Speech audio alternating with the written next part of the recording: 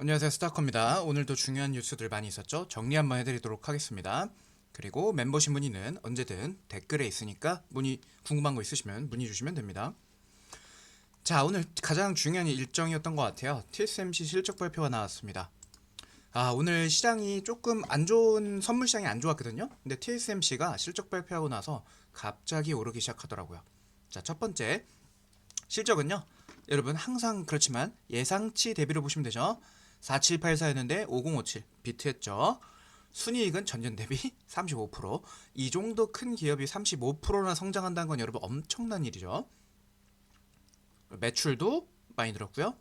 이건 좀 인상 깊은데 매출 이익률, 매출 총 마진, 그로스 마진인데 매출에서 매출 원가 뺀 거 그게 62%고 심리어 전년 대비 더 늘었어요.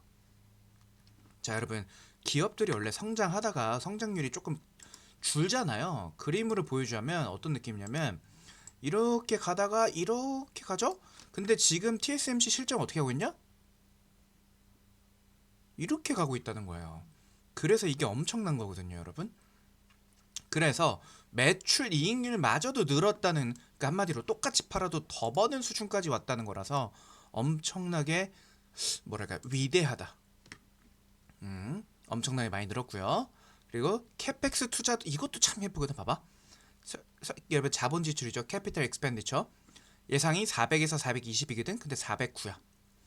기업 투자자들은요. 여러분 주식 투자자들은요. 비용은 적었으면 좋겠고 매출은 많이 했으면 좋겠어. 근데 또 비용은 적게 쓴대. 대단해요. 그래서 어닝 서프라이즈 기본인데 여러분 가이던스 마저도 예상치 마저도 보실까요? 346, 358. 요 정도. 내년에도 38%. 자, 전분기 대비 전년 대비 1년 만에 35%. 근데 내년에는 심지어 38%더 성장할 거라 본데 제가 봤을 때는 한 40% 넘을 것 같습니다. 성장률. 이 분위기가 지속된다면요. 영업이익률이 50% 넘어. 미친 거지. 즉 그냥 미친 수준의 성장을 보이고 있고 특히 이제 이나노까지 가오슝에서 양산을 시작한다. 양산이 여러분 매스 프로덕션, 매스 매니팩처링을 했죠? 많이 만드는 거랬어. 그러니까 2나노를 하면 여러분 똑같은 웨이퍼 대비 더 좋은 성능이 나오겠죠? 원가 절감하겠죠? 그리고 그 핑계로 더 비싸게 받아먹겠죠? 한마디로 TSMC가 지금 현재 시장을 구하고 있다. 미친 듯이 오르고 있습니다. 여러분 주식 투자 하셔야 됩니다. 자, 그 다음에 오늘 나온 건데 기준금리 동결했죠. 한국은행 이창용 총재께서 한국 기준금리를 동결했습니다. 요거는 최근에 있었던 흐름인데 제가 갖고 왔고요. 한 번, 두 번, 세 번, 네 번, 다섯, 여섯 번 연속 동결이네요. 자, 환율이 중요한 결정 이유인데 여러분 이게 무슨 말일 것 같으세요? 환율 때문에 안 내렸다라고 보셔야 돼요. 자꾸 여러분 주변에서 혹시나 환율 얘기를 하는데 금리 올려야지 환율이 지금 망가지는데 기준금리 올리지 않고 뭐 하는 거야? 라고 말하는 사람들이 있으면요. 저 사람 경제 지식 하나도 없다. 멍청하다. 이렇게까지 생각하셔도 됩니다. 심지어는요, 여러분. 신문, 사설에서도 이딴 소리 하는 사람들이 많습니다. 정말 답답합니다. 자, 일단 첫 번째. 여러분, 환율이 문제가 되면 뭐가 문제가 돼요? 좋은 건 뭐야? 일단 수출이 좋아. 수출은 우리한테 좋은 거야. 환율이 높으면 좋아. 많이 남아. 그 다음 두 번째 나쁜 건 그 대신에 수입 물가가 올라갑니다. 그래서 물가가 오르면 환율을 지금 기준금리가 조금 애매하다는 겁니다. 환율이 높았을 때 물가가 오르면 문제야. 근데 저번에 나왔던 CPI 어때요? 굉장히 낮게 잘 2.3이었나요? 2.5였나요? 굉장히 잘 유지되고 있습니다. 한국 물가는 한마디로. 그래서 환율은요. 안 좋은 게 뭐냐면 여행할 때 환율이 높았을 때. 또 안 좋은 게 뭐예요? 유학생들. 이런 사람한테만 안 좋습니다. 반면에 기준금리 올리게 되면 어떻게 돼요? 가계부채, 기업부채, 그리고 뭐 있어? 시중금리들 다 올라가. 기업채 다 올라갑니다. 경기 침체 올 수 있습니다. 지금도 경기 안 좋죠. 경기 안 좋으면 금리를 내려야죠. 어떻게 여기서 기준금리 올리라고 하는 사람들은 제정신 아닙니다. 여러분 이거는 제 생각 아니고요. 팩트입니다. 만약 누군가 그렇게 말씀하신 분 있으면 그냥 무시하셔도 됩니다. 제대로 된 전문가, 정신이 똑바로 박힌 사람이라면 동결 혹은 인하의 움직임이지 올려라고 말하는 사람들을 제정신 박힌 사람 아닙니다. 그 사람들 대한민국 망하라고 고사 지내는 수준입니다. 자, 그래서 환율이 왜 올랐냐 했더니 4분의 3 정도는 달러 강세, 엔화 약세, 지정학적 리스크. 자, 보세요. 이게 무슨 말인지 설명해 줄게 하나하나. 달러 강세라는 건요, 그냥 전 세계적으로 달러를 많이 찾는다는 거야. 그런데 그 중에서도 왜 원화만 이렇게 약했냐? 여러 가지 이유가 있지만 첫 번째, 엔화 약세.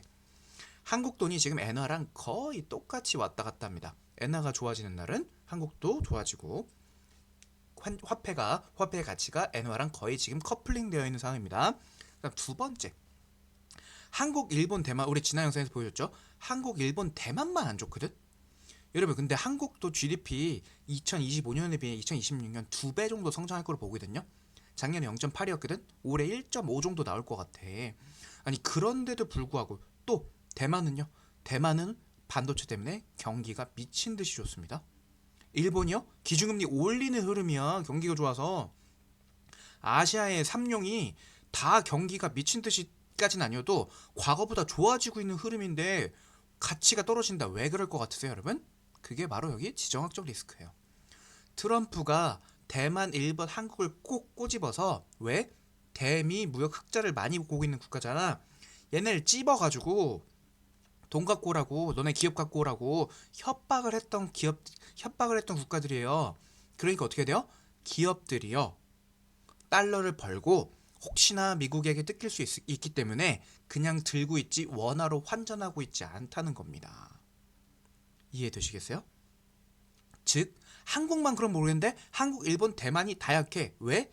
미국이 뜯어갈까봐. 그게 무서워서 기업들이 안 바꾸고 있다는 거야.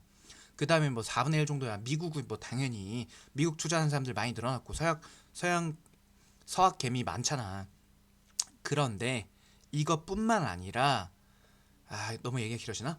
그것뿐만 아니라 여러분, 기업이 안 바꾸는 것도 있고요. 그 다음에 웃기게도 해외에서 한국 주식시장에 투자하는 사람들의 물량이요, 많이 늘었어요. 여러분, 코스피 보시면 알겠지만 외국인들이 미친 듯이 쓸어 담습니다. 그런데도 불구하고 원화로 바꾸지 않으려는 세력들이 많아서 그렇다. 그게 누구라고? 대부분이 기업이라고요.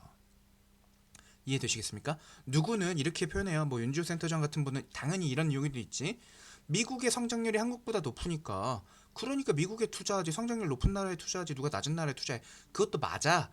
근데 왜 한국, 일본, 대만만 그러냐고. 아시겠어요? 미국이 한마디로 트럼프가 빔 뜯어간다고 했던 나라 셋이라서, 그래서 투자자들이 무서워서 못 바꾸고 있는 거랍니다. 아시겠죠? 이거는요, 이창용 총재 잘못도 아니고요, 지금 정부의 잘못도 아니고요, 그냥 트럼프의 잘못입니다. 여러분, 정리 제가 제대로 해드렸습니다. 자, 그 다음에 어제 베센트와, 이거 참 저는 묘수라고 생각하는데, 어제 베센트를 만났죠. 한국 기재부 장관 구윤철 부총리, 데피티 프라임 미니스터라고 하죠. 그러니까 여러분, 뭐냐면 국무총리가 있잖아. 그 아래 장관들이 있거든. 국무총리 다음이 누구야? 재정경제부 장관인 겁니다. 자, 베센트가 어제 뭐라 했냐면요, 한마디로 펀더멘털에 비해서 너무 원화가 약하다라고 말하고 있는데요, 다른 말로 제가 쉽게 설명해 줄게. 베센트가, 야, 너네 그렇게 돈 많이 벌면서 반도체를 미친 듯이 돈 벌고 있고 경기가 좋아지고 있고 GDP도 성장하잖아. 근데 원화가 왜 이렇게 약해? 라고 말을 해준 겁니다. 너네 펀더멘털과 원화가 약한 게 안 맞아 라고 하고 있던 겁니다. 자, 무슨 말인지 알겠어요? 너네 돈 잘 버니까 너네가 세줘야 되는데 왜 니네가 약하지? 즉, 지금 환율이 올라가서 미국은요, 환차 손을 보고 있습니다. 돈을 잃고 있다고요. 똑같이 팔았는데 한국은 환율이 높아서 돈을 많이 벌고요, 미국은요 적게 본다고요. 웃기잖아. 그쵸? 그래서 구윤철이 날라가서, 장관이 날라가서, 야, 이거 우리도 이러고 싶지가 않은데 너네 나라에 우리 투자하고 싶거든? 근데 한국 환율이 너무 높으니까 한국 원화가 가치가 너무 떨어졌어. 그래서 못할 것 같아. 그러니까 이제 베센트가 딱 눈치 깠겠죠? 듣는 거지. 아, 그래. 야, 너무 환율 문제 있더라. 너네 좀 올라가야 돼. 원화 가치 좀 올라가야 될 것 같아. 왜? 베센트 입장에선 손해보고 있었던 거 줄일 수 있죠. 즉, 본인들의 이익 무역으로 얻어는 환율 차이로 얻어가는 이익을 늘리는 행위. 한국은 이 리스크를 헤징하는 행위. 그래서 둘이 잘 맞아 떨어진 겁니다. 이해되시겠어요? 배센트 정도 되면 한국 사람들도 쟤네 원화 가치 저렇게 너무 높은데? 그렇게 원하지 않는 상황인 것 같은데? 눈치 바로 깐다고. 그러니까 저는 이게 되게 묘수라고 생각한 게 여러분, 그 한국은행이나 건강연금, 국민연금이 개입했어요? 안 하고요. 배센트랑 만나서 배센트의 입을 빌려서 내려버리는 아주 묘수라는 겁니다, 여러분. 나중에 국민연금이 개입해서 환율 낮춘다 이런 말도 있었는데 그것도 나중에 해드리고 싶은 말인데, 여러분 국민연금이 개입해서 낮추면 너무 땡큐인 겁니다. 자, 쉽게만 설명해줄게. 국민연금도 달러가 많이 있겠죠? 외국에 투자 많이 하니까, 그쵸? 그 달러 언젠가 바꿔야 돼. 언제 바꿀 거야? 환율이 높을 때 바꿔야 이득인 거죠? 즉 얘네도 언젠가 바꿔야 돼. 그럴 바에 지금 바꿔서 지금 자기네들이 환차익을 OK를 해버리는 효과가 발생한다는 겁니다. 그래서 전 이런 생각까지 못했는데 우리나라 당국자 입이 아니라 배센트의 입을 빌려서 이렇게 말했다. 근데 배센트는 그렇게까지는 모를 것 같아. 요즘 왜 이렇게 약할까? 심도 있게 생각 안 해봤겠지만 배센트야 너 때문이야. 트럼프가 돈 뜯어간다고 했기 때문에 기업들이 무서워서 원화로 못 바꾸고 있는 거란 말이야. 아시겠죠? 오늘 설명 여기까지로 마무리하겠습니다. 그래서 이런 내용들 여러분 자세하게 듣고 싶으시면 스타워코 들어오시면 됩니다.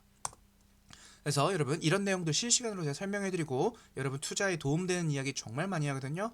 작년에 이 정도 벌었습니다. 이제 재작년이 됐군요. 그래서 여러분 계좌에서 여러분이 올립니다. 사기도 아닙니다. 아무 문제 없습니다.